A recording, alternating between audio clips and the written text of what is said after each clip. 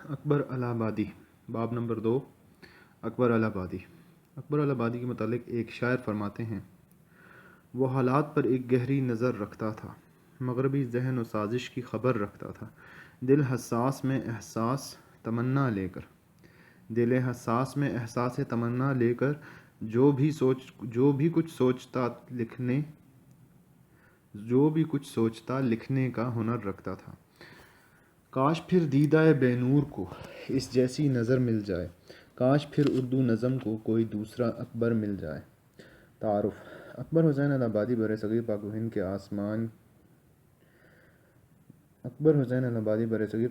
آسمان شہری پر ایک نا غروب ہونے والے آفتاب ہیں، جس کی روشنی میں مسلمانان ہند نے کھرے اور کھوٹے کی تمیز سیکھی۔ اسی اجالے میں مسلمانوں کو وہ زاویے اور راستے نظر آئے جس پر چل کر اس علاقے کے باسیوں نے آزادی کی منزل پر جا کر دم لیا۔ برطانوی استعماری سورج کی حدت جب حد سے تجاوز کر گئی اور اہل برصغیر کے چہرے اس تپش کی وجہ سے جھلسنے لگے تو اللہ تعالیٰ نے اس تمازت کو ختم کرنے کے لیے ایک ایسا ٹولہ پیدا کیا جنہوں نے اپنے قلم کو برطانوی سامراج کے خلاف بطور تلوار استعمال کیا۔ اسی جہاد بالقلم میں اکبر الہ آبادی بھی شامل تھے، جنہوں نے فرنگی سامراج کے آگے جھکنے کی بجائے سینہ تان کر حالات کا مقابلہ کرنے کی سعی اور جدوجہد کی تلقین کی۔ اکبر کی یہ کوشش سدا بصحرا ثابت نہ ہوئی، بلکہ ان کے طفیل کامیابی و کامرانی کی وہ دیوی مہربان ہوئی جو آج آزادی کی حسین شکل میں ہمارے سامنے خوشیوں کی نوید بن کر کھڑی ہے۔ اکبر الہ آبادی 16 نومبر 1846 کو بارہ کے مقام پر ضلع الہ آباد میں پیدا ہوئے۔ ابتدا میں گل و بلبل کے روایتی مضامین شاعری میں باندھتے تھے، لیکن بعد میں ان کے قلب و ذہن کو ایسی بے وقت کی راگنی معلوم ہوئی۔ جب ان کے شعور میں پختگی آئی تو رفتہ رفتہ انہوں نے اپنی شاعری کے ذریعے فرنگی حاکم کی چیرہ دستیوں اور دست درازیوں کے خلاف اہل ہند کو آگاہ کرنا شروع کیا، اور آخرکار ان کی شاعری کے آتش فشاں سے وہ لاوا نکل آیا جس کے آگے بند باندھنا ناممکن ہو گیا اور انگریز ہندوستان چھوڑنے پر مجبور ہو گئے۔ پس منظر: 1875 کی ناکام جنگ آزادی کے بعد برصغیر کے محکوم باشندوں کے ساتھ علی العموم اور مسلمانوں کے ساتھ بالخصوص انگریز حکمرانوں نے معاندانہ رویہ اپنایا۔ وہ علمائے حق جنہوں نے جنگ آزادی میں حصہ لیا تھا، اس جرم عاشقی کی پاداش میں دار درسن پر لٹکائے گئے۔ عام مسلمانوں کے لیے حصول معاش کے آبرومندانہ راستے مسدود کر دیے گئے۔ ہندوستان نیم جاگیردارانہ اور نیم صنعتی دور میں داخل ہو چکا تھا، اور متوسط طبقہ کے اندر فرقہ پرستی کا زہر پھیل گیا تھا۔ مسلمان اپنے ماضی کو سینے سے چمٹائے ہوئے وقت کے تقاضوں کے ساتھ چلنے سے قاصر تھے اور نئے سرمایہ دارانہ نظام کو شک کی نظر سے دیکھ رہے تھے۔ کچھ لوگ ایسے بھی تھے جو انگریزوں کی حکومت کی سیاسی اور معاشی نوعیت کو نظر انداز کر کے اسے محض ایک عیسائی حکومت تصور کر رہے تھے۔ بعض لوگ زمانے کی افراتفری کو دیکھ کر تارک دنیا ہو گئے۔ الغرض مسلمانوں پر مایوسی اور ناامیدی نے ڈیرے جما لیے تھے۔ انہی حالات میں اکبر الہ آبادی ہندوستان کو مسلمانوں کی ڈوبتی ناؤ کو بچانے کے لیے ناخدا بن کر آئے۔ انہوں نے زمانے کے بہاؤ پر بہنے اور اپنے آپ کو حالات کے رحم و کرم پر چھوڑنے کے بجائے حالات کا رخ موڑنے کی کوشش کی اور اس کے لیے اپنی شاعری کو ذریعہ بنایا۔ انہوں نے طنزیہ و مزاحیہ پیرائی میں حقائق کی سنگینی کو بے نقاب کیا اور مشرقی اقدار کی پاسداری کی کامیاب کوشش کی۔ اکبر کو لسانی العصر کا لقب دیا گیا۔ اس کا مطلب یہ ہے کہ انہوں نے عصری رجحانات کو زبان دی، لیکن وہ صرف لسانی العصر نہ تھے بلکہ ماضی اور مستقبل کی زبان بھی تھے، کیونکہ انہوں نے مسلمانوں کے ماضی، حال اور مستقبل تینوں کے حالات اپنے نظیر و بے عدیل اسلوب کے ذریعے نہایت دلکش پیرائی میں زیب کرتاس کیے ہیں۔ اکبر کی شاعری کے موضوعات: نمبر 1، قومی تہذیب و معاشرت۔ 20ویں صدی کے قریب انگریزی معاشرت کے اثرات ہندوستان پر خاصے گہرے پڑنے لگے تھے۔ انگریزی زبان کا ذخیرہ الفاظ زبان پر چڑھ گئے تھے۔ لباس اور رہن سہن میں بھی اس قوم کا تتبع کیا جانے لگا۔ ہندوستان کے لوگ اپنی روایات کو مغربی تہذیب کے مقابلے میں کمتر سمجھنے لگے۔ یہ سب باتیں اکبر پر شاق گزرتیں۔ ان کی اس دور کی تقریباً تمام شاعری ہندوستان کے لوگوں خصوصاً مسلمانوں کو خوب غفلت سے بیدار کرنے کے مقاصد سے بھرپور ہے۔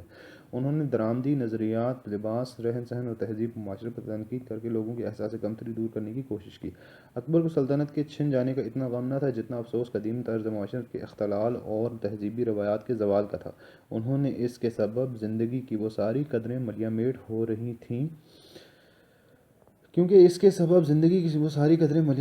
رہی تھیں جو مشرق کے لیے سرمایہ ناز اور انسانی زندگی و شرافت کے لیے باعث افتخار تھیں۔ سیاسی محکومی سے زیادہ اکبر کو ابنائے وطن کی ذہنی محکومی کا شدید قلق اور افسوس تھا، جو ایوانہائے مغرب کی ظاہری چکا چوند سے اتنے مرعوب ہو گئے تھے کہ اپنی تہذیب، روایات اور معاشرتی اقدار کو قدامت کا نمونہ اور جہالت کی پیداوار قرار دے کر مغربی تہذیب کی اندھا دھند تقلید کرنے لگے تھے۔ ہرگز نہیں ہم کو سلطنت کا افسوس ہے، اب تری معاشرت کا افسوس۔ انگریزوں پہ ہے بہت کم الزام اس کا، ہے اپنے ہی میل معصیت کا افسوس۔ اکبر کو مغرب کی سیاسی قوت کا اندازہ تھا۔ انہیں معلوم تھا کہ اس کے اثرات لازمی طور پر معاشرتی زندگی کے دوسرے شعبوں پر بھی پڑیں گے۔ وہ مغرب کی مادی اور علمی عروج اور مشرق کے ذہن و روحانی زوال کو ایک حقیقت پسند مفکر کی طرح دیکھ رہے تھے۔ تخت کے قابض وہی دے ہم ان کے ہاتھ میں، ملک ان کا، رزق کی تقسیم ان کے ہاتھ میں۔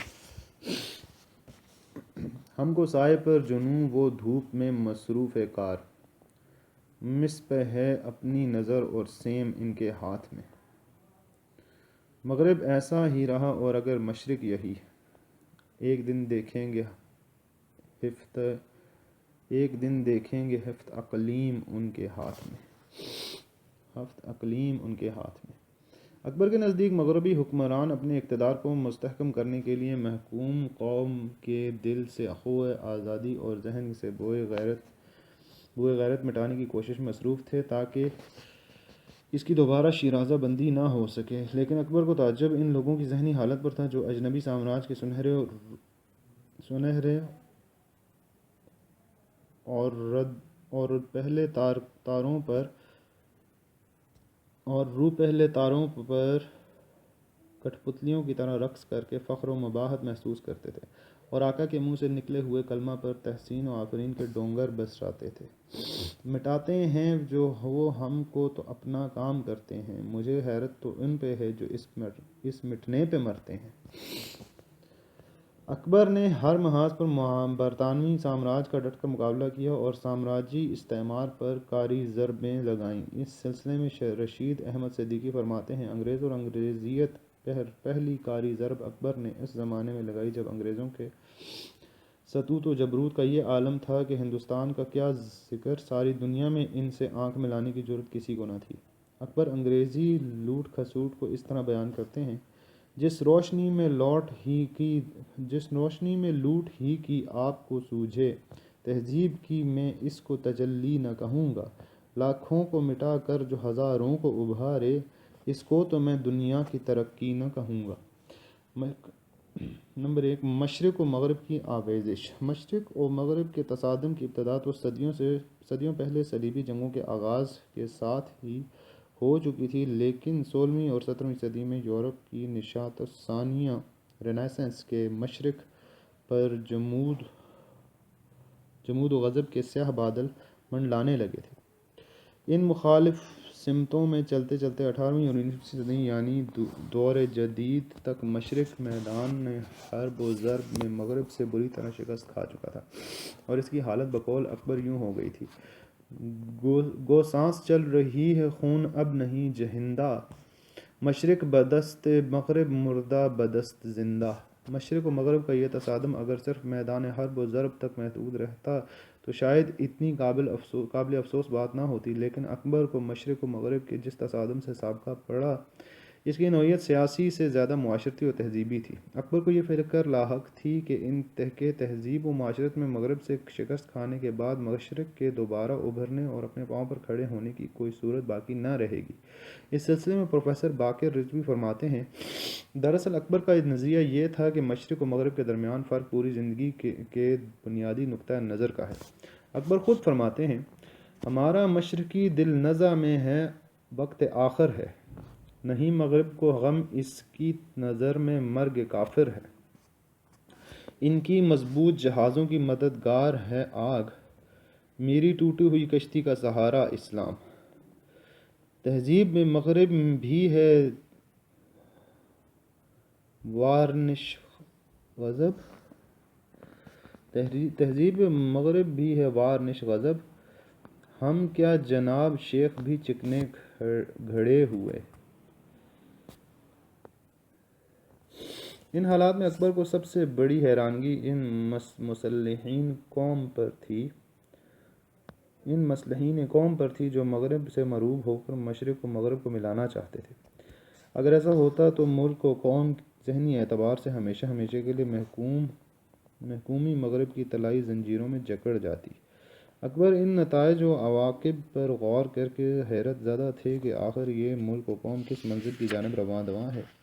نئی لگ رہی ہیں آنچیں، یہ قوم بے کس پگھل رہی ہے، نہ مشرقی ہے نہ مغربی ہے، عجیب سانچے میں ڈھل رہی ہے۔ ان کا خیال تھا کہ جس طرح شیطانی وسوسے انسان کے دل میں جگہ بنا کر اسے ایمان کے راستے سے بھٹکا دیتے ہیں، اسی طرح آہستہ آہستہ مغرب مشرق کے سینے میں سیاہ داغ ڈال رہا ہے۔ اکبر کے قلم میں جتنی طاقت، ان کے الفاظ میں جتنا زہر اور ان کے خیالات میں جتنی گرمی تھی، وہ تمام صرف کر کے مشرق کو مغرب سے دور رکھنا چاہتے تھے۔ جو لوگ کسی سمجھوتے کے قائل تھے، اکبر ان کا مذاق اڑاتے تھے۔ مغربی ذوق ہے اور وضع کی پابندی بھی، اونٹ پہ چڑھ کے تھیٹر کو چلے ہیں حضرت۔ نمبر 2، مذہبی عقائد و تصورات۔ اکبر معاشرتی زندگی میں مذہبی عقائد و اخلاقی تصورات کو بنیادی شے سمجھتے تھے اور وہ اپنی اس روش پر اتنے ثابت قدم تھے کہ مذہبی عقائد و تصورات کو بحث و مناظر سے بالاتر قرار دیتے تھے۔ مذہبی بحث میں نے کی ہی نہیں، فالتو عقل مجھ میں تھی ہی نہیں۔ اکبر کا مذہب کی ظاہری پابندی اور تصوف کے امتزاج سے بنا ہے۔ مذہب و عقائد کے بارے میں اکبر کے تصورات میں بڑی ہمہ گیری اور آفاقیت پائی جاتی ہے۔ وہ ایک کٹر مسلمان ہیں لیکن تنگ نظر نہیں۔ سید احتشام حسین فرماتے ہیں، اکبر کی تان ہمیشہ مذہب پر ٹوٹتی ہے اور ہر چھوٹے سے چھوٹا تغیر انہیں مذہب پر حملہ معلوم ہوتا ہے، کیونکہ مذہب ناقابل تغیر حقیقت ہے اور زمانہ کی رفتار تغیر پذیر۔ اکبر کا خیال تھا کہ مغربی تصورات اپنانے سے مذہب پر مادی و تن پروری کے رجحانات کا اس قدر غلبہ ہو جاتا ہے کہ مذہب کا حقیقی تصور انسان کی نظر سے اوجھل ہو جاتا ہے۔ ظاہر ہے کہ اس جہان کی زندگی کو بہتر بنانے سے جو معاشرتی رجحانات پیدا ہوتے ہیں، ان میں خود غرضی اور نفس پرستی کو روکنا مشکل ہو جاتا ہے۔ اکبر اس قسم کے رجحانات کو ختم کرنے کے خواہش مند تھے، اس لیے وہ مصلحین کی مادی و مذہبی تاویلات کی تکذیب کر رہے تھے۔ رقیبوں نے رپٹ لکھوائی ہے جا کے تھانے میں، کہ اکبر نام لیتا ہے خدا کا اس زمانے میں۔ برگڈ کے مولوی کو کیا پوچھتے ہو کیا ہے، مغرب کی پالیسی کا عربی ترجمہ ہے۔ یاروں کی دوڑ دھوپ ہے دنیا کی چیخ پر، اور دین ہے کباب ضرورت کی سیخ پر۔ مذہب دبا ہوا نہ ہو فکر معاش سے، اندازہ ترقی ملت اسی سے ہے۔ ہم نشیں کہتے ہیں کچھ پرواہ نہیں مذہب گیا، میں یہ کہتا ہوں کہ بھائی یہ گیا تو سب گیا۔ پیٹ میں کھانا زباں پر، کچھ مسائل ناتمام، قوم کے معنی گئے اور روح کا مطلب گیا۔ سر سید اپنی بہت سی کوتاہیوں کے باوجود ایک نئی دنیا کے خواب دیکھ رہے تھے، لیکن اکبر اس ساری بیداری اور زندگی کو محض ایک وقتی ہنگامہ آرائی قرار دے رہے تھے، جو اس کے دور کے تاریخی وجوہات سے طوفانی شکل میں رونما ہوئی تھی۔ ہرگز نہ مستقل سمجھ اس انقلاب کو، راہ راست بھونکنے دے انقلاب کو۔ اکبر کی تصور پرستی کے متعلق ڈاکٹر محمد صادق یوں فرماتے ہیں: اکبر کے کلام سے یہ مترشح ہوتا ہے کہ ان کے نزدیک ماضی میں سب کچھ ہے اور وہ ہر عہد و حال میں انسانی ضروریات کا کفیل اور مداوا ہو سکتا ہے۔ اکبر مغربی علوم اور تہذیب و تمدن سے اس لیے متنفر تھے اور اس پر حملے کرتے تھے کہ ان قدیم تصورات کو خطرہ لاحق تھا جو اکبر کو بے حد عزیز تھے۔ اکبر اس بات سے خائف تھے کہ ان کے عزیز تصورات چند دن مہمان ہیں اور آنے والا دور ان کو خس و خاشاک کی طرح بہا کر لے جائے گا۔ میں جو روتا ہوں کہ افسوس زمانہ بدلا، مجھ پہ ہنستا ہے زمانہ کہ تم ہی وہ نہ رہے۔ نمبر 3، مارکہ مذہب و سائنس۔ یورپ میں 19ویں صدی میں سائنس کی زبردست ترقی نے مذہب و روحانیت کے تصورات کو دبا دیا تھا، لیکن مذہبی عقائد کی جنم بھومی مشرق کی حالت اس سے مختلف تھی۔ ہندوستان کی معاشرتی اصلاح و ترقی کے لیے کوشاں حضرت جو ہر بات کا جواز مغرب کی تقلید پیروی میں تلاش کرنے کے عادی بن چکے تھے، اس ضمن میں بڑی کشمکش کا شکار ہوئے، نہ جانے ماندن نہ پائے رفتن والی بات تھی۔ 19ویں صدی کی نفی و اثبات کے اس بحث سے گزر کر اکبر نے 20ویں صدی میں سائنس کی تخریب کاری اور ہلاکت انگیزی کے بھیانک مناظر دیکھے۔ ان مناظر کو دیکھ کر انہیں اپنے مسلک کی سچائی اور سائنس پر مذہب کی فضیلت ثابت کرنے کا ایک نادر موقع ہاتھ آیا۔ سائنس نے بگاڑ دیا ہے مزاج غرب، اب صرف زہر حرب سے ہوگا علاج غرب۔ سانس لینا سہل ہو سائنس کا کرتب ہے یہ، جان دینا سہل ہو ضد ہے یا مذہب ہے یہ۔ نمبر 4، قدیم اور جدید کی کشمکش۔ نظریاتی آمیزش کے اس ہمہ گیر دور میں برصغیر کا معاشرتی نظام ایک بحرانی صورتحال سے دوچار تھا۔ ان حالات میں قدیم اور جدید کی کشمکش بھی شروع ہوئی۔ اس کشمکش میں بعض طباع کا جذباتی ہونا اور اپنے مسلک و مشرب پر اڑنا فطرتی امر تھا۔ قدیم اور جدید کی اس کشمکش میں اکبر کی روش حکمت و دانش پر مبنی تھی۔ نئے اور پرانے نظریات کے پرستاروں کو اکبر تلقین کر رہے تھے کہ مذہبی عقائد پر مضبوطی سے قائم رہو اور باقی امور اور معاملات میں ملکی و قومی ضروریات کے مطابق تبدیلی کرو۔ اکبر کی یہ تلقین قدیم و جدید کی کشمکش کو حل کرنے کے لیے ایک متوازن کوشش تھی جو معاشرتی نقطہ نظر سے بہت اہم اور قابل قدر ہے۔ قدیم وضع پر قائم رہوں اگر اکبر، تو صاف کہتا ہے سید یہ رنگ ہے میلا۔ جدید طرز اگر اختیار کرتا ہوں، خود اپنی قوم مچاتی ہے شور و واویلا۔ شیخ صاحب کا تعجب ہے جو فرماتے ہیں، اونٹ موجود ہے پھر ریل پر چڑھتے کیوں ہو؟ نمبر 5، دور جدید کے مسلمان۔ قدیم اور جدید کی اس کشمکش کا شکار بھی زیادہ تر مسلمان ہی تھے اور اکبر کو زیادہ افسوس مسلمانوں کی ذہنی حالت پر آ رہا تھا جو اس آمیزش کے نتیجے میں ظاہر ہو رہی تھی۔ ان کے طنز و ظرافت کا موضوع خاص دور جدید کے مسلمانوں کی یہی ذہنی حالت تھی۔ یہاں ان کے طنز میں بڑی کاٹ ہے، اگرچہ ظرافت نے ان میں زیادہ تلخی کو ابھرنے نہیں دیا، تاہم اس کے پس منظر میں جو تہذیبی و معاشرتی انتشار کارفرما ہے، اس کے پیش نظر ان کے طنز میں بڑی بلاغت ہے۔ وزن اب ان کا معین نہیں ہو سکتا کچھ، برف کی طرح مسلمان گھلے جاتے ہیں۔ داغ اب ان کی نظر میں ہے شرافت کے نشان، نئی تہذیب کی موجوں میں ڈھلے جاتے ہیں۔ ہند میں شیخ رہ گیا افسوس، اونٹ گنگا میں بہہ گیا افسوس، دیکھ کر ہم کو ایسے دلدل میں، راہ چلتا بھی گر گیا افسوس۔ پروفیسر احتشام حسین کا خیال ہے کہ اکبر مادی ترقی کے مخالف تھے، لیکن سجاد باقر رضوی لکھتے ہیں کہ اکبر مادی ترقی کے خلاف نہ تھے، وہ ہنرمندی اور دنیوی ترقی کے حق میں تھے اور صرف اتنا چاہتے تھے کہ مسلمان تقلید مغرب صرف ان کے ہنر میں کریں، نہ کہ فلسفہ زندگی اور معیارات و اقدار میں۔ ان کا یہ کہنا تھا کہ جو قومیں اپنا ماضی اور تاریخ کو بھول جاتی ہیں، ایک بار اپنے مرکز سے ہٹ کر کہیں نہیں رہتی۔ اکبر کا طنز و ظرافت۔ اردو شاعری اس معاملہ میں کم نصیب ہے کہ اس میں زندہ دلوں کی قلت رہی۔ بلا شبہ سودا میر، انشا اور غالب کے کلام میں کہیں کہیں شوخی نے ظرافت کی حدیں چھو لی ہیں اور تبسم زیر لب کا موقع فراہم کیا ہے، لیکن اتنی چھوٹی قسطوں میں ناخن کا قرض ادا نہیں ہو سکتا اور ادب میں مزاح نگاری کا کوئی مقام متعین نہیں ہوتا۔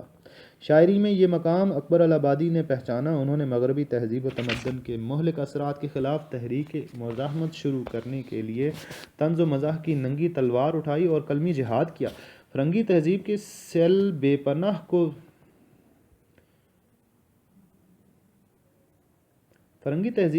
بے پناہ کو روکنے کے لیے مختلف مردان کار نے مختلف حکمت عملی اختیار کی۔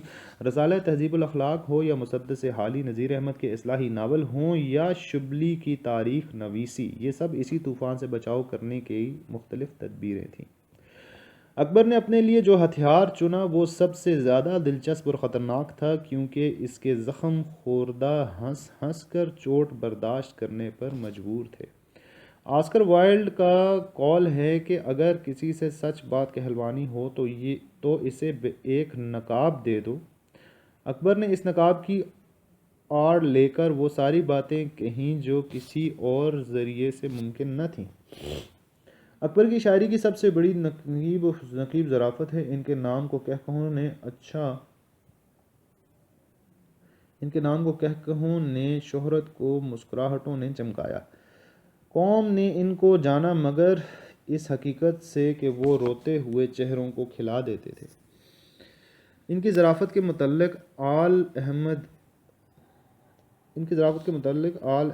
احمد سرور فرماتے ہیں، اکبر کی ظرافت کے سب سے اچھے نمونے وہ ہیں جہاں وہ نشیب و فراز پر نظر ڈالتے ہیں اور روحانیت، جوش و جذبے، اندھی تقلید، غلامانہ ذہنیت، بدمزاجی پروار کرتے ہیں۔ یہاں ان کا مقصد صحت اور علاج ہے، جہاں وہ نشتر سے علاج کرتے ہیں۔ اکبر کا کمال یہ ہے کہ ان کے ہاں ظرافت کے تمام حربے اپنی تمام تر جلوہ سامانیوں کے ساتھ جلوہ افروز ہیں۔ طنز و ظرافت کا چولی دامن کا ساتھ ہے۔ اچھے ظرافت میں ایک پوشیدہ طنز ہوتا ہے، لیکن طنز کے لیے ظرافت ضروری نہیں۔ ظریف اکبر کے ان اشعار کا رنگ کل بھی دل فریب تھا اور آج بھی اس کی تابناکی میں ذرہ برابر کمی نہیں آئی۔ میرے منصوبے ترقی کے ہوئے سب پائمال، بیج مغرب نے جو بویا وہ اگا اور پھل گیا۔ بوٹ ڈاسن نے بنایا، میں نے ایک مضمون لکھا، ملک میں مضمون نہ پھیلا اور جوتا چل گیا۔ اکبر نے مغربی تہذیب کے خلاف زبردست احتجاج کیا اور اس احتجاج نے ایک مؤثر کردار ادا کیا، یعنی اکبر کا طنز و ظرافت گویا بارش کا پہلا قطرہ ثابت ہوا اور اس کے بعد تو قطروں کی وہ جڑی لگی جس نے سیلاب کی صورت اختیار کی اور حد سے بڑھتی ہوئی نقالی اور مغرب پرستی کی کشتیاں اس میں غرقاب ہو گئیں۔ ڈاکٹر وزیر آغا فرماتے ہیں، اس بات سے قطع نظر کہ اکبر الہ آبادی کے اس مخصوص طنزیہ تحریک کے پس پشت جو جذبہ کار فرما تھا وہ درست اور حق بجانب تھا یا نہیں، یہ بات یقیناً کہی جا سکتی ہے کہ ان کے طنز نے تعمیری کام ضرور سر انجام دیا۔ اکبر فرماتے ہیں، رقیبوں نے رپٹ لکھوائی ہے جا جا کے تھانے میں کہ اکبر نام لیتا ہے خدا کا اس زمانے میں، دعویٰ بہت بڑا ہے ریا زیگ میں آپ کو، طول شب فراق ذرا ناپ دیجئے۔ جارج برنارڈ شاہ کا قول ہے کہ سچی بات سب سے زیادہ ظریفانہ ہوتی ہے۔ یہی سچائی اکبر کے دل میں رچی بسی تھی، اس لیے ان کی کہی ہوئی باتیں ظریفانہ اور طنزیہ معلوم ہوتی ہیں۔ اکبر کے ہاں مزاج کے تقریباً تمام حربے موجود ہیں۔ وہ کہیں محاورے اور ضرب المثال کے ذریعے اور کہیں صنعت گری کے وسیلے سے لفظی مزاح پیدا کرتے ہیں۔ محاورہ چونکہ کسی علاقے کی تہذیب کا آئینہ دار ہوتا ہے، اس لیے اکبر کے محاورے ان کے تہذیبی مزاح کو سمجھنے میں مدد دیتے ہیں۔ اکبر طنز و مزاح کے پیرائے میں مغربی تہذیب کی دلدادہ اور پردہ سے بیزار خواتین کی یوں خبر لیتے ہیں، بے پردہ نظر آئیں جو کل چند بیبیاں، اکبر زمیں میں غیرت قومی سے گڑ گیا، پوچھا جو میں نے آپ کا پردہ وہ کیا ہوا، کہنے لگیں کہ عقل پہ مردوں کے پڑ گیا۔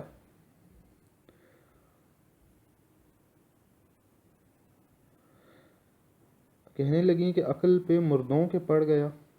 اکبر لفظی ہیر پھیر کے ذریعہ بھی مزاح پیدا کرنے میں مہارت رکھتے ہیں۔ ہم انقلاب کے شائق نہیں زمانے میں کہ انقلاب کو بھی انقلاب ہی دیکھا۔ تحریف بھی مزاح کا ایک کامیاب حربہ ہے۔ اکبر اس میدان میں بھی اپنی مہارت کا ثبوت دیتے ہیں اور مزاح کے خوبصورت پھول بکھیرتے ہیں۔ اقبال کے ترانہ ہندی کا مذاق وہ اس طرح اڑاتے ہیں: رقبے کو کم سمجھ کر اکبر یہ بول اٹھے، ہندوستان کیا سارا جہاں ہمارا، لیکن یہ سب غلط ہے کہنا یہی ہے لازم، جو کچھ وہ خدا کا ہے وہ وہم و گماں ہمارا۔ اکبر نے تضاد و تقابل کے ذریعے بھی مزاح پیدا کرنے کی کوشش کی ہے۔ دو متضاد دو چیزوں کو دیکھ کر انسان کی ہنسی خود بخود پھوٹ جاتی ہے۔ یوں تو اکبر کے طنز و ظرافت سے زندگی کا کوئی گوشہ بھی محفوظ نہیں، مگر انگریزی تعلیم، مغربی تہذیب، نظریاتی افراط و تفریط، بے پردگی، سید اور عدالتیں ان کے طنز و ظرافت کے خاص موضوعات ہیں۔ مغربی تعلیم پر طنز: اکبر تعلیم کے سلسلے میں دو احتیاطوں کو لازمی سمجھتے تھے۔ اول یہ کہ تعلیم کا جو بھی انداز ہو اس کا ماحول اپنا ہونا چاہیے اور تربیت کی ساری فضا ایسی ہونی چاہیے جس میں تعلیم پانے والا اپنی ملی شخصیت اور قومی انفرادیت کو فراموش نہ کر سکے۔ دوسری یہ احتیاط کہ تعلیم میں مفید اور نتیجہ خیز کا خاص خیال رکھا جائے۔ مغربی تعلیم پانے والے لوگ عموماً فکری یتیمی اور ذہنی افلاس کا شکار ہو کر اپنی ہستی سے انکار کرنے پر اتراتے ہیں۔ اس لیے اکبر ایسی تعلیم کے مخالف تھے جو انسان کو مذہب سے دور لے جائے اور روحانیت کے ان جذبات سے محروم کر دے جو مشرقی تعلیم کا جزو اعظم ہے۔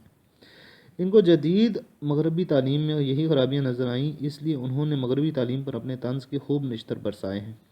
یوں قتل سے بچوں کہ وہ بدنام نہ ہوتا، افسوس کہ فرعون کو کالج کی نہ سوجی، پری کی زلف میں الجھا نہ ریش و رواز میں، دل غریب ہوا لقمہ امتحانوں کا۔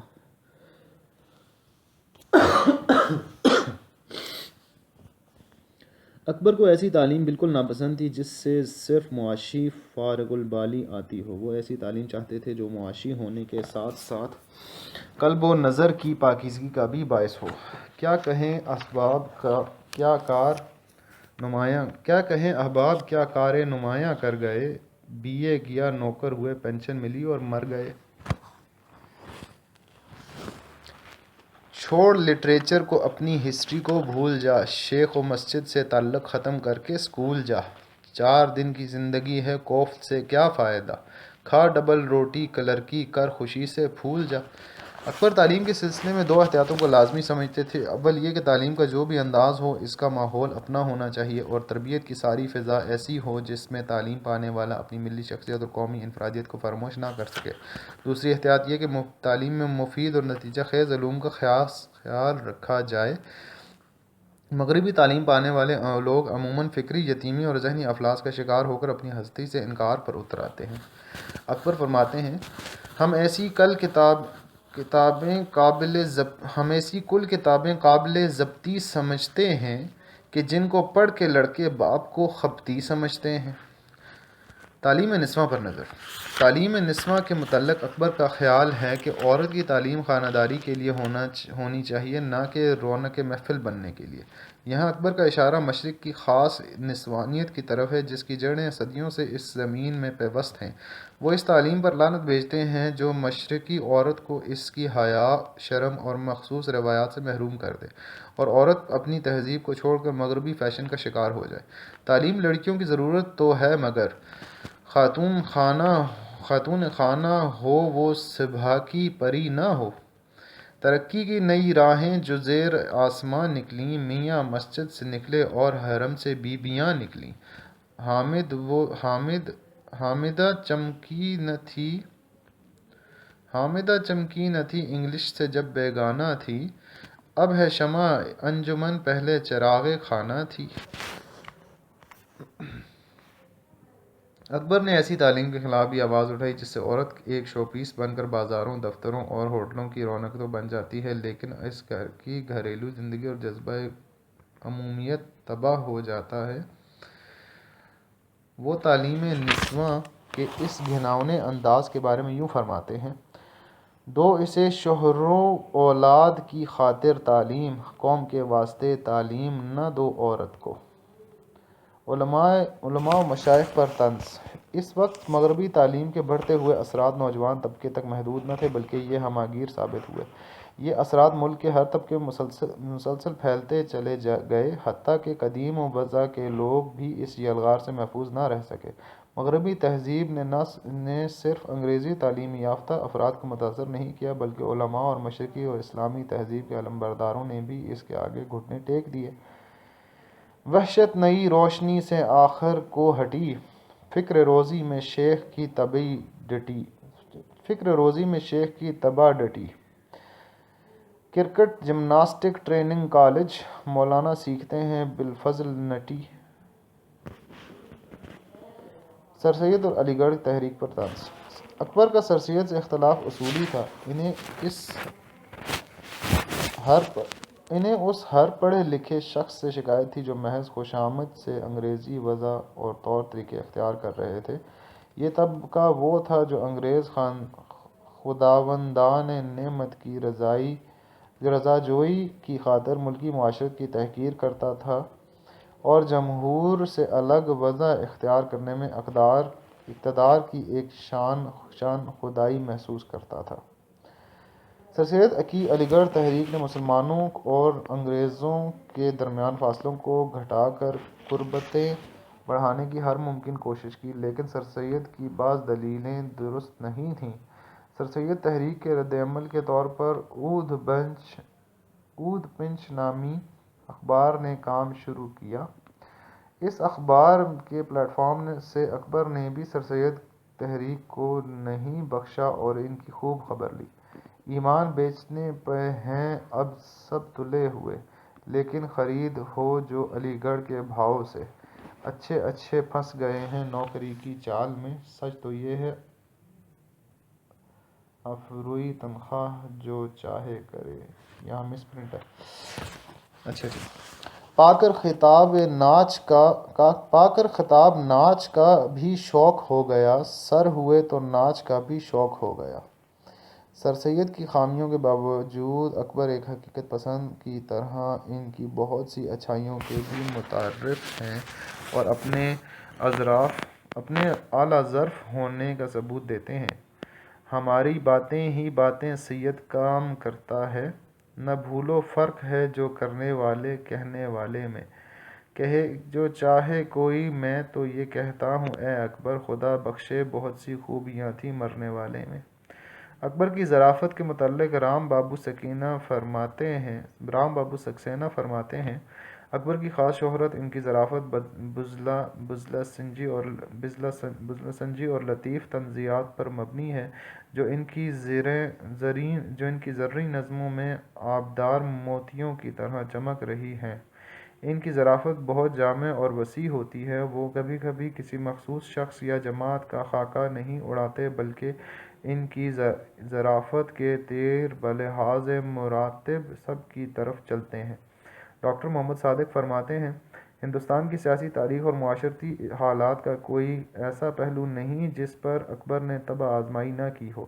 تمام ادارے، تمام تحریکیں، تمام سربآوارہ شخصیات، عدم تعاون، تمام مذہبی مناقشات اور ہندو مسلم صف آرائی یا اتحاد سب کے سب پیش نظر رہے اور ان پر انہوں نے بڑی پتے کی باتیں کہیں۔ ان سب میں ان کا رنگ خالص قومی تھا۔ غلام حسین ذوالفقار مطالعہ اکبر میں رقم طراز ہیں۔ اکبر کی ظرافت ایک بلند تر مطمع نظر کی حامل ہے۔ اس ظرافت کی تہ میں حکیمانہ ظرف، بیتی، عارفانہ نکتہ رسی اور سنجیدہ غور و فکر کی لہریں موجزن ہیں جو اسے عام ظرافت سے بلند کرتی ہیں۔ اکبر بظاہر ہنساتے ہیں، لیکن جب ہنسی کا دور گزر جاتا ہے اور انسان اس سنجیدگی سے غور کرتا ہے تو حقیقت وہ ہنسنے کے بجائے معاشرے کی اس ابتر حالت پر رونے پر مجبور ہو جاتا ہے۔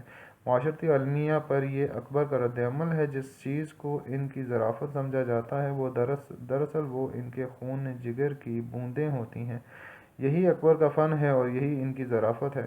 پروفیسر غلام ثقلین نقوی اکبر الآبادی کی ظرافت کے متعلق فرماتے ہیں، ان کی ظرافت کا رنگ کسی ایک موضوع کے لیے مخصوص نہ تھا۔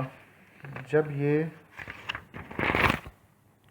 ہولی کھیلنے پر آتے تو مذہب، اصلاح، معاشرہ، تعلیم، کسی بھی شعبہ حیات کے بڑے بڑے سفید پوشوں کو اپنی پچکاریوں سے رنگے بغیر نہ چھوڑتے۔ قوم کے غم میں ڈنر کھاتے ہیں حکام کے ساتھ، رنج لیڈر کو بہت ہے مگر آرام کے ساتھ۔ عبدالماجد دریابادی فرماتے ہیں، ظرافت اکبر کی نقیب بھی رہی ہے اور کمال اکبر کی نقاب بھی۔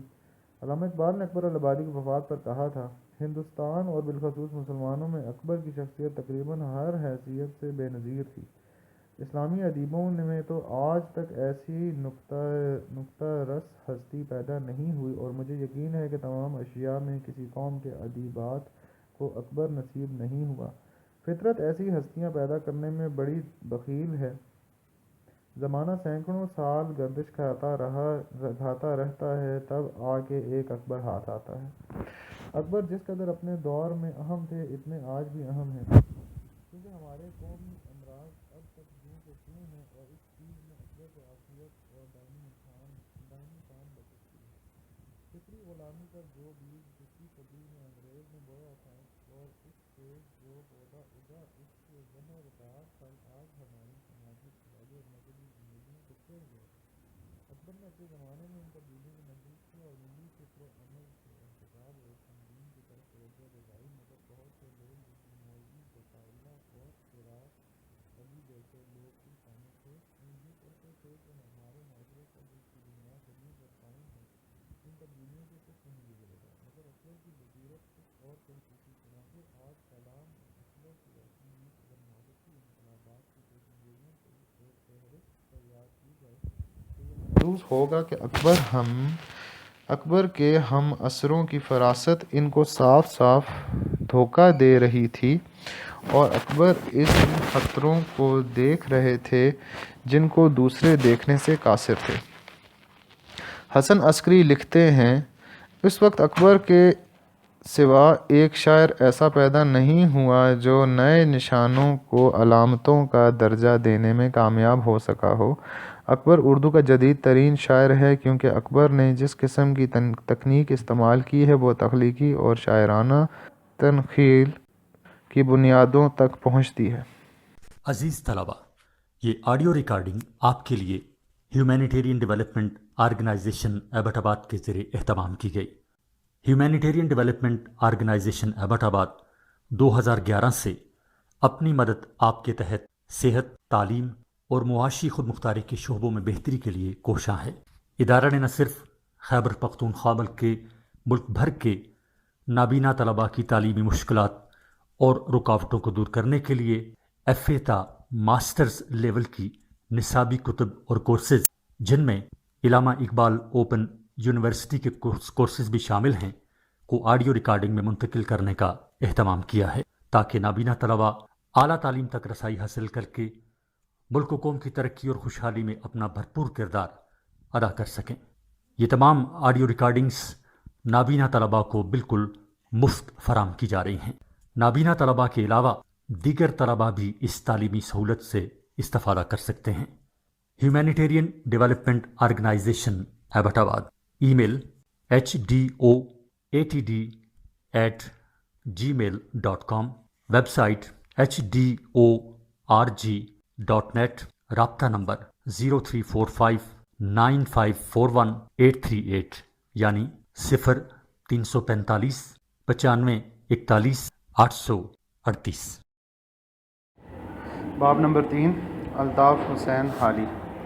لذت تیرے کلام میں آئی کہاں سے یہ، پوچھیں گے جا کے حال یہ جادو بیاں سے ہی ہم۔ تعارف۔ مولانا حالی کی شاعری لذت اور اثر سے بھری ہوئی ہے۔ وہ 1837 کو پانی پت میں پیدا ہوئے۔ ان کی ابتدائی شاعری پر غالب اور شیفتہ کا اثر نمایاں طور پر دکھائی دیتا ہے۔ یہ ان کی شاعری کا پہلا دور تھا۔ ان کی شاعری کا دوسرا دور اس وقت شروع ہوا جب ان کی ملاقات سر سید سے ہوئی۔ اور وہ ان کی تحریک سے رضاکارانہ طور پر وابستہ ہو گئے۔ اسی مقام پر انہوں نے غزل کے نادیدہ محبوب کو چھوڑ کر پوری دنیا کو اپنا محبوب بنا لیا اور انہیں مسلمانوں کی بدحالی اور قسم پرسی نے شدت سے گھیر لیا۔ اب سنو حالی کے نوحے عمر بھر، ہو چکا ہنگامہ مداح و غزل۔ 1857 کی ناکام جنگ آزادی میں جب دہلی کو فلک نے لوٹ کر ویراں کر دیا تو اس اجڑے دیار کے رہنے والے شاعروں نے لکھنؤ اور لاہور کا رخ کیا۔ حالی لاہور آئے۔ یہاں انہوں نے محمد حسین آزاد اور پیارے لال آشوب کے ساتھ مل کر کرنل ہالرائڈ کے کہنے پر جدید شاعری کا مشاعرہ برپا کیا۔ اسی تحریک کو بعد میں انجمن پنجاب کا نام دیا گیا۔ انجمن پنجاب کے تحت شاعروں نے گل و بلبل کے روایتی قصے اور ہجر و وصال کی داستانیں چھوڑ کر مناظر فطرت اور ملک کے قوموں کے مجموعی دکھ درد پر مسلسل نظمیں لکھیں۔ مولانا حالی نے شاعری کی زبان کو اتنا سادہ بنا دیا کہ وہ تقریباً نثر سے مل گئی۔ مولانا کا سب سے بڑا کمال یہ ہے کہ انہوں نے شاعری کو مشرف اسلام کیا اور اردو ادب میں اسلامی شاعری کی بنیاد رکھی۔ حالی کی شاعری کی چند بڑی خصوصیات۔ نمبر 1، قوم کی بیداری۔ حالی نے نظم گوئی قوم کی بیداری کے لیے شروع کی تھی کیونکہ انہیں اس بات کا مکمل یقین تھا کہ نثر کے مقابلے میں نظم کا زیادہ اثر ہوتا ہے اور یہ کہ قوم کی تعمیر و ترقی میں شاعری کا نہایت اہم حصہ ہے۔ مولانا حالی سے پہلے اگرچہ نظیر نے مختلف موضوعات پر نظمیں لکھی تھیں لیکن ان کے سامنے کوئی واضح مقصد نہ تھا، لیکن مولانا کی نظم نگاری کا خاص مقصد تباہ حال مسلمان قوم میں بیداری کی لہر دوڑانا تھا تاکہ مسلمان دوبارہ طاقت حاصل کر کے دنیا کے حکمران بن جائیں۔ ان کی شاعری اردو ادب میں ایک تحریک اور ایک رجحان کی حیثیت رکھتی ہے۔ حالی نے قوم کو اپنے شاندار ماضی کی جھلکیاں دکھا کر بیدار کرنے کی کوشش کی۔ انہوں نے قوم کا دکھڑا اس طرح سے رویا ہے: ہماری ہر ایک بات میں سفلا پن ہے، کمینوں سے بدتر ہمارا چلن ہے، لگا نام آبا کو ہم نے گہن ہے، ہمارا قدم ننگ اہل وطن ہے، بزرگوں کی توقیر کھوئی ہے ہم نے، عرب کی شرافت ڈبوئی ہے ہم نے۔ نمبر 2، واقعہ نگاری، پاکیزگی اور افادیت۔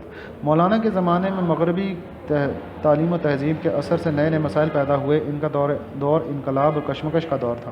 انہوں نے ان تمام مسائل کی اہمیت کو محسوس کیا اور اپنی شاعری میں انہیں بیان کرنا ضروری سمجھا۔ حالی سے پہلے کسی دوسرے شاعر کو یہ ہمت نہ ہوئی تھی کہ وہ نظم میں ان مسائل پر اس طرح روشنی ڈالے کہ دوسرے متاثر ہو سکیں۔ حالی نے اس کام کا بیڑا اٹھایا اور شاعری کے تمام اضاف کو اس مقصد کے لیے استعمال کیا۔ حالی نظیر کی طرح سچائی، واقعہ نگاری اور حقیقت پسندی کے شاعر ہیں، لیکن ان کی زبان نظیر کی طرح سوکیانہ اور بازاری نہیں بلکہ پاکیزہ ہے۔ وہ کبھی گھٹیا اور معمولی درجے کا لفظ استعمال نہیں کرتے تھے، وہ راست گو تھے۔ ہم نہ کہتے تھے کہ حالی چپ رہو، راست گوئی میں ہے رسوائی بہت۔ نمبر 3، جدید غزل گو، جدید نظم کو۔ حالی روایتی طرز کی گل و بلبل کی شاعری کے خلاف تھے۔ انہوں نے غزل کو حسن و عشق کے سب راستے سے ہٹا کر مقصدیت کے راستے پر گامزن کیا۔ اس طرح غزل میں ایک وسعت پیدا کی گئی اور وہ نئے آہنگ سے روشناس ہوئی، اس لیے وہ جدید غزل گو ہے جستجو کے خوب سے ہے خوب تر کہاں، اب ٹھہرتی ہے دیکھیے جا کر نظر کہاں۔ حالی کے دور میں شعراء غزل کے روایتی ڈگر پر چل رہے تھے۔ انہوں نے غزل میں اصلاح کے ساتھ نظم گوئی کا نیا باب کھولا اور ملی، قومی، تہذیبی اور معاشرتی مسائل پر خوبصورت نظمیں لکھ کر اردو شعراء کو ایک نیا راستہ دکھایا۔ اس اعتبار سے حالی کو جدید نظم کا بانی بھی کہا جاتا ہے۔ سماجی برائیوں کی اصلاح کا خیال۔ حالی نے معاشرے کے اصلاح کا گہری نظر سے مطالعہ کیا۔ وہ معاشرے کی اصلاح کرنا چاہتے تھے۔ ایک تجربہ کار طبیب کی طرح انہوں نے قوم کا مرض پہچان لیا۔ اس وقت کی سب سے بڑی بیماری حق و صداقت سے دوری تھی۔ حالی نے اس مرض کو دور کرنے کا کام اپنے ذمہ لیا اور اصلاح ملت کی طرف متوجہ ہوئے۔ انہوں نے اپنی نظموں کے ذریعے لوگوں کو حق و صداقت کے لیے تکلیفیں برداشت کرنے پر مائل کیا اور یقین دلایا کہ کامیابی و کامرانی ایسے لوگوں کے قدم چومتی ہے جو محنت و صداقت سے کام لیتے ہیں۔ نااتفاقی، جھوٹ اور بددیانتی میں مبتلا قوم کبھی ترقی نہیں کر سکتی۔ یہ سب باتیں سرسید تحریک کے زیر اثر حالی نے اپنائیں۔ نمبر 5، بھلائی اور بہتری کی کوشش۔ حالی کا مطمع نظر اخلاقی اصلاح تھا، اس لیے ان کی نظر معاشرے کی ان قباحتوں پر زیادہ پڑتی ہے جنہوں نے انسانی زندگیوں کو گھناؤنا بنا دیا تھا۔ ہندوستان میں عورت کی حیثیت ایک کھلونے سے زیادہ نہ تھی، معاشرے میں اس کا کوئی مقام نہ تھا، عورت دکھی اور مظلوم تھی، اس کی فریاد سننے والا کوئی نہ تھا، اس کے حقوق نہ تھے۔ حالی نے صدیوں سے ظلم کی چکی میں پسی ہوئی عورت کے درد کو محسوس کر کے اس کے حق میں آواز اٹھائی۔ نثر میں اگرچہ نذیر احمد عورتوں کی اصلاح کے بارے میں ناول لکھ چکے تھے، لیکن ادب میں نظم کا گوشہ عورت کے حق میں بالکل خاموش تھا۔ حالی نے عورت کی بھلائی اور بہتری کے لیے کوشش کی، چنانچہ انہوں نے پہلی دفعہ اپنی نظموں کے ذریعے یہ ثابت کیا کہ عورت ماں، بیٹی، بہن اور بیوی جیسے مقدس رشتوں کی امین ہے۔ انہوں نے چپ کی داد اور مناجات بیوہ جیسی نظمیں لکھ کر اردو شاعری میں پہلی مرتبہ عورت کے حقوق متعین کیے۔ حالی کا یہ کارنامہ ناقابل فراموش ہے۔ اے ماؤں، بہنوں، بیٹیوں، دنیا کی زینت تم سے ہے، ملکوں کی بستی ہو تم ہی، قوموں کی عزت تم سے ہے۔ تم گھر کی ہو شہزادیاں، شہروں کی ہو آبادیاں، غمگین دلوں کی شادیاں، دکھ سکھ میں راحت تم سے ہے۔ اصلاح قوم کا جذبہ۔ سر سید کی علی گڑھ تحریک سے وابستہ ہونے کے بعد حالی کی تمام شاعری اصلاح قوم کے جذبے سے بھری ہوئی ہے۔ انہوں نے تمام اضعاف سے سخن میں طبع آزمائی کی، لیکن ہر جگہ ان کی شاعری کا ایک مقصد تھا۔ ان کی اکثر نظمیں سبق آموز حکایات سے بھری پڑی ہیں۔ ان نظموں کے ذریعے وہ اپنے ملک اور اپنی قوم کے خیالات کو پاکیزہ اور صالح کا کردار کا کامل بنانا چاہتے تھے۔ ان کے قطعات و رباعیات میں مذہبی، اخلاقی اور اصلاحی مضامین موجود ہیں۔ مسدس مد و جزر اسلام حالی کا ایک بہت بڑا کارنامہ ہے۔ اس نظم کا کہیں شاندار ماضی کا رونا ہے اور کہیں مسلمانوں کی بے حسی و بے کسی پر آنسو بہائے گئے ہیں، کہیں خود پسندی اور غرور و فخر کا ذکر ہے، کہیں علم و عمل کی ترغیب ہے۔ حالی نے اس نظم کے ذریعے مسلمانوں کے دلوں میں موجود گرد و غبار کو صاف کیا اور ان میں نئے سرے سے آگے بڑھنے کا جذبہ بیدار کیا۔ حالی نے مسلمان قوم میں موجود خود ستائی اور خود پسندی، خوشامد، نکتہ چینی، غیبت اور بے اعتدالی جیسی مذموم عادتوں کو دور کرنے کی کوشش کی۔ اصلاحی نقطہ نظر سے سب سے اہم مسدس کا وہ حصہ ہے جس میں حالی نے قوم کی ہر گروہ اور ہر طبقہ کی حالت کو اپنی بے پناہ اور دردناک تنقید کے ذریعے بے نقاب کیا، جس کے ہر شعر میں معاشرے کی دکھتی رگ کو چھیڑا گیا ہے۔ سرور کائنات صلی اللہ علیہ وآلہ وسلم کی بارگاہ میں عرض حال کرتے ہوئے چند اشعار میں وہ حقائق بیان کر دیے ہیں جن پر مورخین، معلمین اخلاق اور مصلحین معاشرت مدتوں سر دھنیں گے۔ اے خاصان رسل، وقت دعا ہے، امت پہ تیری آ کے عجب وقت پڑا ہے۔ جو تفرقے اقوام کے آیا تھا مٹانے، اس دین میں خود تفرقہ اب آ کے پڑا ہے۔ چھوٹوں میں اطاعت ہے نہ شفقت ہے بڑوں میں، یاروں میں محبت ہے نہ یاروں میں وفا ہے۔ جس دین کے نے تھے غیروں کے دل آ کے ملائے، اس دین میں خود بھائی ہے، بھائی سے اب بھائی جدا ہے۔ اس نظم کی تنگ زمین میں حالی نے ان مقامات کو بیان کر دیا ہے جہاں مذہب و فلسفہ کے بڑے بڑے مدعی نہیں پہنچ سکتے۔ اسلام کی تعلیم کے رخ روشن پر زمانے کی تعصب، مخالفوں کی غلط بیانی اور خود مسلمانوں کی بے راہ روی کی وجہ سے پردہ پڑ گیا تھا۔ حالی نے اس پردے کو اٹھا کر دکھایا کہ اسلام ایک امن کا مذہب ہے جو دنیا میں سلوک اور محبت کی حکومت قائم کرنے آیا ہے۔ مسدس کے آخر میں حالی مسلمان قوم کے لیے اس طرح دعا مانگتے ہیں: انہیں کل کی فکر آج کرنی سکھا دے، ذرا ان کی آنکھوں سے پردہ اٹھا دے، کمین گاہ بازی دوران دکھا دے، جو ہوتا ہے کل آج ان کو سجھا دے، چھتیں پاٹ لیں تاکہ باران سے پہلے، سفینہ بنا رکھیں طوفان سے پہلے۔ خلوص و سادگی حالی کی کامیابی اور اثر آفرینی کی ایک بڑی وجہ ان کا خلوص تھا۔ ان کی شاعری میں بھی وہی خالص سونا و مقتا ہے جس سے ان کی فطرت کا خمیر تیار ہوا تھا۔ ان میں تصنع و تکلف کا شائبہ تک نہیں۔ یہی وجہ ہے کہ ان کا ہر لفظ جو دل سے نکلتا ہے بجلی بن کر دل پر گرتا ہے۔ قاضی عبدالرحمن سیوہاری ٹھیک کہتے ہیں کہ حالی کی ایک آواز نے راس کماری سے لے کر دامن ہمالیہ تک کے مسلمانوں کو بیدار کیا۔ مولانا حالی 40 برس تک برابر غزل کہتے رہے، لیکن اس کے بعد بقول ان کے جب آفتاب عمر نے پلٹا کھایا اور دن ڈھلنا شروع ہوا تو وہ سیمیابی جلوے جو خواب غفلت میں حقیقت سے زیادہ دلفریب نظر آتے تھے رفتہ رفتہ کافور ہونے لگے۔ غزل و تشبیب کی امنگ انفعال کے ساتھ بدل گئی۔ اور پھر حالی نے اپنے مشہور زمانہ مسدس میں یہ اعلان کیا: بلبل کی چمن میں ہم زبانی چھوڑی، بزم شعراء میں شعر خوانی چھوڑی، جب سے دل زندہ تو نے ہم کو چھوڑا، ہم نے بھی تیری رام کہانی چھوڑی۔ لیکن جب آفتاب عمر نے پلٹا نہیں کھایا اور دل زندہ نے ان کا ساتھ نہیں چھوڑا تھا، اس وقت تک وہ غزل کہتے رہے۔ اس کے بعد حالی اردو میں قومی شاعری کے پیغمبر بن گئے۔ ان کی نئی ادبی شریعت کا آغاز زندگی کے اس موڑ سے ہوتا ہے جہاں انہوں نے غزل کے نادیدہ محبوب کو آخری سلام کیا اور پوری قوم کو اپنا محبوب بنایا اور غم عشق کی بجائے قوم کا درد دل میں بسا لیا۔ حالی کی غزل اور مسدس کے درمیان ایک طویل عرصہ ہے جس میں انہوں نے ذہنی سفر کی ارتقائی منازل طے کی۔ مرزا غالب سے انہوں نے وسیع نظری اور روشن خیالی حاصل کی۔ شیفتہ کی صحبت میں شاعرانہ صنعت گری اور مبالغہ سے نفرت پیدا ہوئی۔ لاہور میں کرنل ہال ریاڈ کی رہنمائی میں مغربی افکار و خیالات سے شناسائی حاصل کی اور سر سید نے انہیں قومی شعور کی دولت عطا کی۔ یہی تمام عطیات و ثمرات ان کی قومی شاعری کا سرمایہ بنے۔ انہوں نے شہر ادب میں ایک ایسی دکان کھولی جس میں نایاب اور اچھا مال تھا، لیکن بے خبری کی وجہ سے گاہکوں کی تعداد بہت کم تھی۔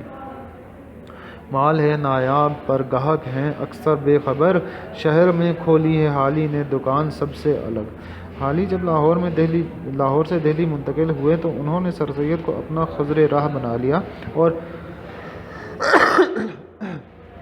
ان کی تعلیمی و اصلاحی تحریک سے متاثر ہو کر ادبی مورچہ سنبھال لیا۔ یوں تو حالی قومی شاعری کا بار اٹھانے کے لیے ذہنی طور پر پہلے سے ہی تیار تھے، لیکن سر سید کی باتوں نے تازیانے کا کام کیا اور مولانا حالی نے قومی شاعری کو اپنا شعار بنا لیا۔ انہوں نے چھوٹی بڑی بہت سی نظمیں کہیں اور قوم کو نئی ڈگر پر چلنے کی تلقین کی، لیکن ان کا سب سے عظیم کارنامہ مدح جزر اسلام ہے، جو عام طور پر مسدس حالی کے نام سے مشہور ہے۔ یہ طویل نظم مسلمانوں کے ماضی، حال اور مستقبل کا آئینہ ہے، اور یہی وہ خشت اول ہے جس پر بعد میں اکبر الہ آبادی اور اقبال نے قومی و اصلاحی شاعری کا ایک عظیم الشان محل تعمیر کیا۔ سر سید نے اس مسدس کو اپنے لیے توشہ آخرت اور ذریعہ نجات تصور کرتے ہوئے فرمایا: بے شک میں اس کا محرک ہوا ہوں اور اس کو میں اپنے اعمال حسنہ میں سے سمجھتا ہوں کہ جب خدا پوچھے گا کہ دنیا سے کیا لایا، میں کہوں گا کہ حالی سے مسدس لکھا کر لایا ہوں اور کچھ نہیں۔ حقیقت یہ ہے کہ اس دور میں سر سید نے عمل کی دنیا میں اور حالی نے علم کی دنیا میں ہلچل مچا دی۔ مولانا نے مسدس حالی میں اپنی قوم کو اس کے عروج و زوال کے افسانے ایسے دلکش انداز اور دلنشیں پیرائے میں سنائے کہ قوم تڑپ اٹھی اور اپنی ناکامی اور نامرادی کے اسباب اور وجوہات کی کھوج میں لگ گئی۔ مسدس حالی مسلمانوں کی بالخصوص اور ہندوستانیوں کی بالعموم اس وقت کے فکری اور تاریخی غداری کی داستان ہے جس میں مسلمانوں نے اپنے مقاصد کے ساتھ غداری کر کے اپنے لیے اپنے مسخ شدہ ضمیر کا دوزخ خریدا۔ مسدس حالی کی چیدہ خصوصیات۔ اس مسدس کی چیدہ خصوصیات حسب ذیل ہیں۔ مسدس حالی کا تاریخی مطالعہ۔ مسدس حالی ایک ایسی نظم ہے جس میں مسلمانوں کے ماضی کے تاریخی واقعات کی جھلکیوں کا عکس بنتا ہے۔ اس نظم میں مولانا حالی نے نہ صرف قوم کی سابقہ عظمت و شان و شوکت پر بحث کرتے ہوئے موجودہ دور میں ان کی غیرت کا للکارا ہے، بلکہ اس کو تاریخی واقعات کے ساتھ بیان کر کے ان کی عہد بعہد ترقی اور تنزل کے اسباب اور وجوہات کو بھی بیان کیا ہے، جس سے مولانا حالی کے تاریخ اسلام کے گہرے مطالعے اور آگاہی کا پتہ چلتا ہے۔ انہوں نے عہد بعہد تاریخی واقعات کو نمونے کے طور پر نظم کا روپ دے کر مسلمان قوم کو بیدار کرنے کی کوشش کی ہے، جس کی مثال نہیں ملتی۔ مثال کے طور پر شروع کے اشعار میں عرب کی حالت کا نقشہ کھینچا ہے۔ وہ ایسا سچا ہے کہ جب سے حالی نے اس منظر کو قلم بند کیا، اس وقت سے آج تک وہ اس عہد کے ہر نقشہ کھینچنے والے کے لیے نمونے کا کام دیتا ہے۔ عرب جس کا چرچا ہے یہ کچھ وہ کیا تھا جہاں سے الگ ایک جزیرہ نما تھا، زمانے سے پیوند اس کا جدا تھا، نہ کشور ستا تھا نہ کشور کشا تھا، تمدن کا اس پر پڑا تھا نہ سایہ، ترقی کا تھا وہاں قدم تک نہ آیا۔ اس طرح کا ایک اور شعر ملاحظہ ہو جس سے اس وقت کی مذہبی رسومات اور لوگوں کے ایمان و یقین پر بخوبی روشنی پڑتی ہے۔ قبیلے قبیلے کا بت ایک جدا تھا، کسی کا حبل تھا کسی کا صنع تھا۔ مغربی اقوام کی اصلیت۔ حالی مسدس میں اس طرح مغربی اقوام کی تہذیب و تمدن اور انسانی ہمدردی کے چہرے کو بے نقاب کرتے ہیں تو ان اقوام کا وہ اصلی روپ سامنے آ جاتا ہے جس کا مظاہرہ انہوں نے دور حالی میں مسلمان قوم کے ساتھ بالخصوص اور دیگر اقوام کے ساتھ بالعموم کیا، اور آج بھی یہی بظاہر ترقی یافتہ، تہذیب یافتہ اور انسانی حقوق کے علمبرداری کا ڈھنڈورا پیٹنے والے جس طرح انسانی خون سے اپنی پیاس بجھاتے ہیں اور انسانی گوشت اور ہڈیوں کو نوچتے ہیں، ان کے اصل کرتوت سامنے لاتے ہیں۔ وہ قومیں جو ہیں آج غمخوار انسان، درندوں کی اور ان کی تنیت تھی یکساں، جہاں عدل کے آج جاری ہیں فرما، بہت دور ہے پہنچا تھا وہاں ظلم و طغیاں، بنے آج جو گلاباں ہیں ہمارے، وہ تھے بھیڑیے آدمی خوار سارے۔ مغربی اقوام کی انسانی حقوق کی تنظیمیں، NGOs اور انسانی فلاح و بہبود کا ڈھنڈورا پیٹنے والوں کے کرتوتوں اور سارے واقعات سے ثابت ہو چکا ہے کہ یہ بھیڑیے کسی بھی طرح سے مسلمانوں کے خیرخواہ نہیں ہیں۔ حال ہی نے 1 صدی پہلے ان کی اصلیت واضح کر دی تھی۔ نمبر 3، اسلام کا شاندار ماضی۔ مولانا حالی نے مسلمانوں کی تاریخ کے ٹھوس اور تلخ حقائق کا ذکر بڑے دلسوز انداز میں کیا ہے اور ان کے عروج و زوال کا آئینہ دکھا کر نئی راہ عمل متعین کر کے مسلمان قوم کو غیرت دلانے کی سعی کی ہے۔ خلافت اندلس کے حوالے سے وہ مسلمان قوم کو جگانے کی کوشش کرتے ہیں اور خلافت اندلس کی جھلک ان الفاظ میں پیش کرتے ہیں: کوئی قرطبہ کے کھنڈر جا کے دیکھے، مساجد کے محراب و در جا کے دیکھے، حجازی امیروں کے گھر جا کے دیکھے، خلافت کو زیر و زبر کر کے دیکھے، جلال ان کا کھنڈر میں ہے یوں چمکتا کہ ہو خاک میں جیسے کندن دمکتا۔ مولانا حالی نے اسلام کی تعلیمات کا ذکر بھی تفصیل کے ساتھ کیا ہے۔ نبی کریم صلی اللہ علیہ وآلہ وسلم کی ذات و برکات کے طفیل ایسا عظیم انقلاب برپا ہوا جس کے زیر اثر عرب کے رہنے والے جو جانوروں سے بدتر زندگی گزار رہے تھے صحیح معنوں میں انسان بن گئے۔ سرور کونین نے صرف عبادات پر ہی زور نہیں دیا بلکہ زندگی کے تمام پہلوؤں میں انسانیت کی مکمل رہنمائی فرمائی اور اسے دینی، تہذیبی، اخلاقی، معاشی، معاشرتی، ادبی اور ثقافتی اصولوں کا ایک مکمل ترین منشور عطا فرمایا۔ نتیجہ یہ ہوا کہ مسلمان دنیا پر چھا گئے اور جہالت و گمراہی کی اتاہ تاریکیوں میں ڈوبی ہوئی اقوام کو جہانداری اور جہاں بانی کے اصولوں سے واقف و آشنا کیا۔ گھٹا ایک پہاڑوں سے بدخواہ کے اٹھی، پڑی 4 سو یک بیک دھوم جس کی، کڑک اور دمک دور دور اس کی پہنچی، جو ٹیکس پہ گرجی تو گنگا پر برسی، رہے اس سے محروم آبی نہ خاکی، ہری ہو گئی ساری کھیتی خدا کی۔ مسلمانوں نے دنیا کو اصول تجارت سے آشنا کیا، سیر و سیاحت کو فروغ دیا، نئے نئے ممالک دریافت کیے۔ انہوں نے دنیا والوں کو ریاضی، فلسفہ، طب، کیمیا، ہندسہ، سیاحت، تجارت، معماری، نقاشی اور جراحی جیسے علوم و فنون سے آگاہ کیا۔ اس لیے حالی افسوس کرتے ہیں کہ اپنے عظیم آباء و اجداد کے عظمت بھرے کارناموں کو دور حاضر کے مسلمان بھلا چکے ہیں۔ قوم کی غفلت۔ مسدس میں حالی نے قوم کی ترقی و عروج کو نہایت مؤثر انداز میں بیان کرنے کے بعد اس بات کو بڑے دکھ کے ساتھ بیان کیا ہے کہ مسلمانوں نے سعی و محنت ترک کر دی ہے اور تقدیر پر تکیہ کر کے تدبیر کرنا چھوڑ دی ہے۔ حالات اور واقعات سے سبق حاصل کرنا ان کے بس کی بات نہیں رہی۔ یہی وجہ ہے کہ ساری دنیا میں ذلت و خواری ان کا مقدر بن گئی ہے، یہاں تک کہ تعلیمات ربانی اور اسوہ رسول صلی اللہ علیہ وآلہ وسلم ترک کر کے روایات و توہمات میں مکمل طور پر کھو گئی ہے۔ پر اس قوم میں غافل کی غفلت وہی ہے، تنزل پہ اپنے قناعت وہی ہے، ملے خاک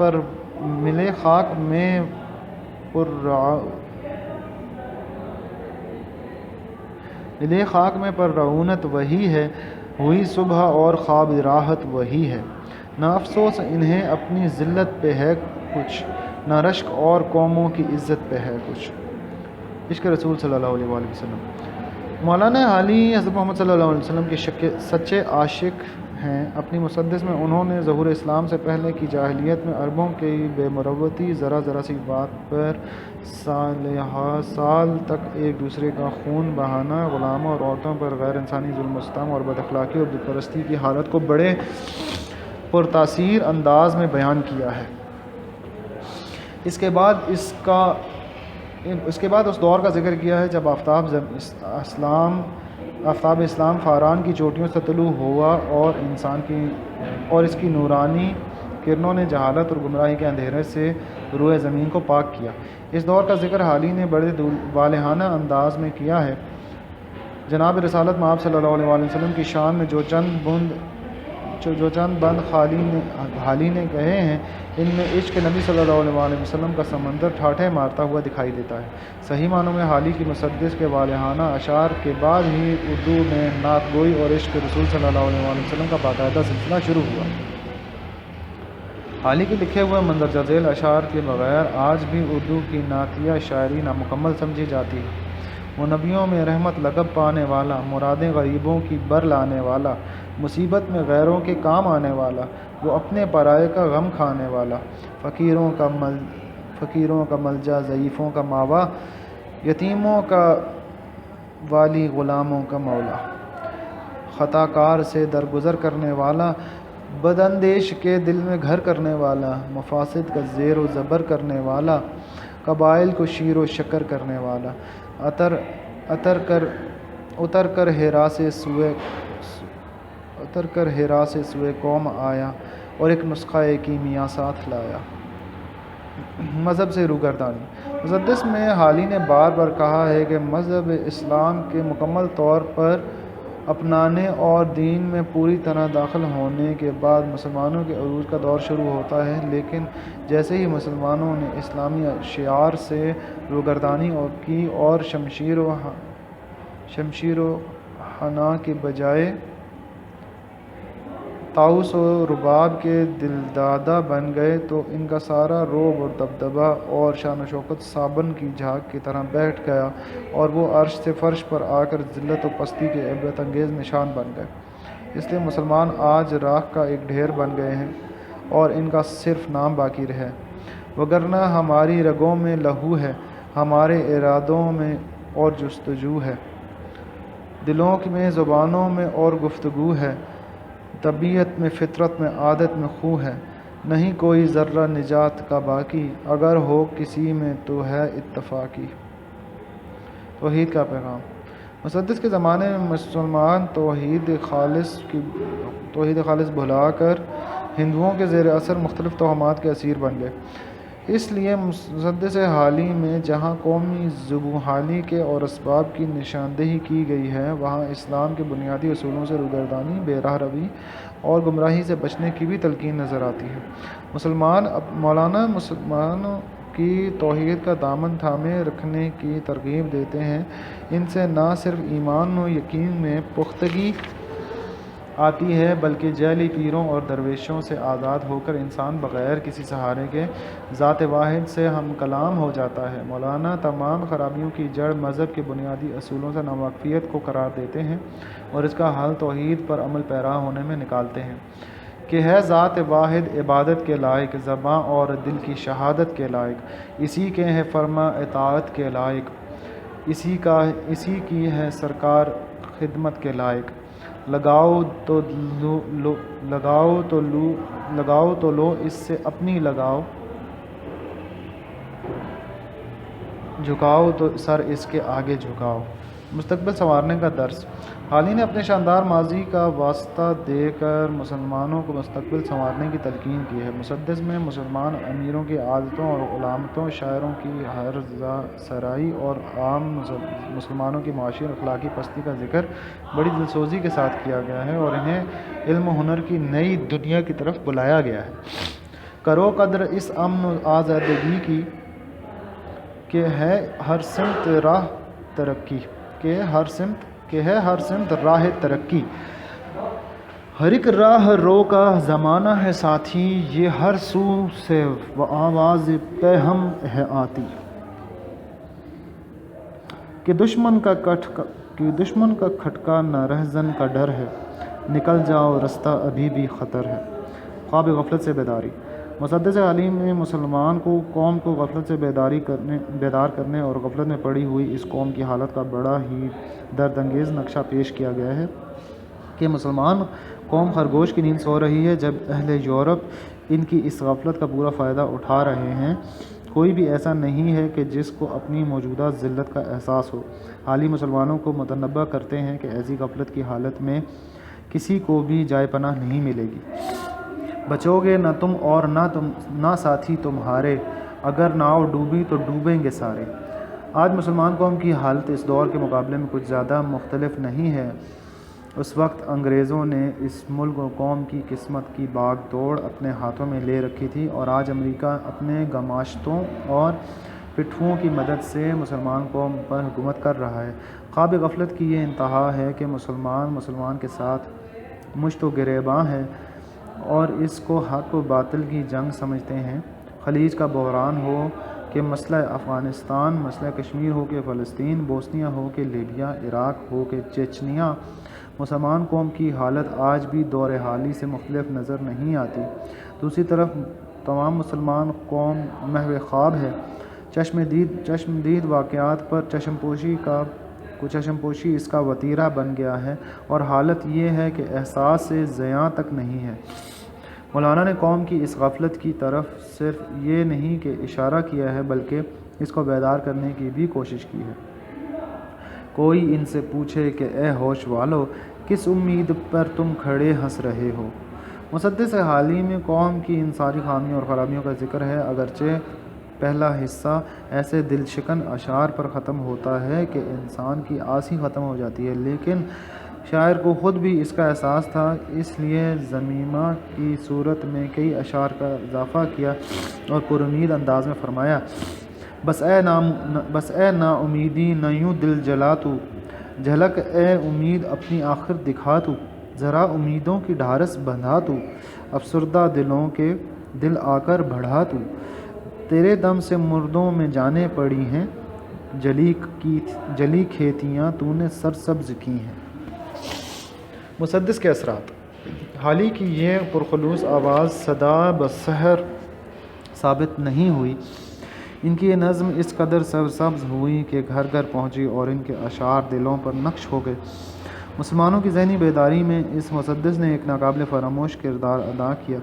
شعر و ادب کی محفلوں سے نکل کر اس کے کئی بند محافل میلاد تک پہنچے۔ اس کا مقصدی اور